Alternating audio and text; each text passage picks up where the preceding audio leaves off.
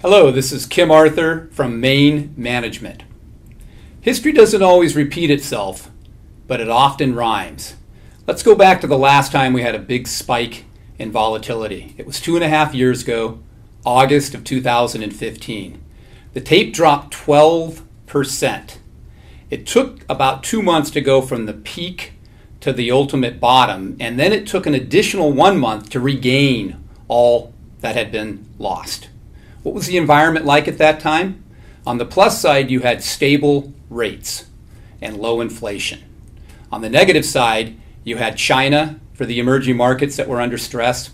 You had credit spreads that were widening. You had commodity prices that were falling. And you had weak global growth and weak U.S. corporate profits and a U.S. dollar that was trading up. Looks very different this time. Right now, here in February of 2018, the tape has dropped 10%. What's the environment look like? On the plus side, we have strong global growth of 3.8%. We have strong corporate profits.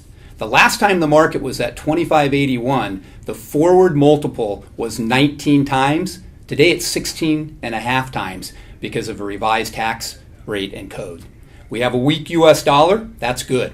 On the negative side, we have rising rates. But let's put these rates in perspective. We're at 2.82% on the 10-year. The historic rates on 10-year have been as high as, or have averaged 6%. So we've had a steepening of the yield curve because of global growth. That is a good thing. What do you do in a rising rate in a higher volatility environment?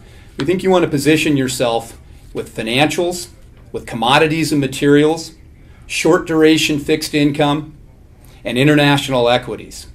Keep in mind, on March 21st, we'll get to see the whites of the eyes of Chairman Powell, the new Fed chairman. We believe that there'll be no change in policy, just a personnel change, but the market will want to determine that for themselves. Corporations who have been frozen from buybacks because of earnings season, that's about to change. They'll be able to get back in the market and help.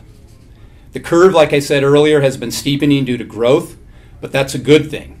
Keep in mind that multiples usually don't contract until you have inflation of around 4%. And that multiple contraction is to 16 times. We're there right now. We're at 16 times.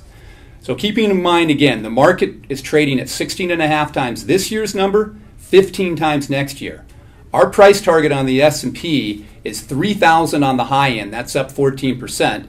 And 2,500 on the low end. That's down 3% from the current level. So again, we think this is a great time to revisit your asset allocation. Please feel free to reach out to us so we can help you review your portfolio and help make recommendations. Once again, Kim Arthur from San Francisco and Maine Management. Thank you very much.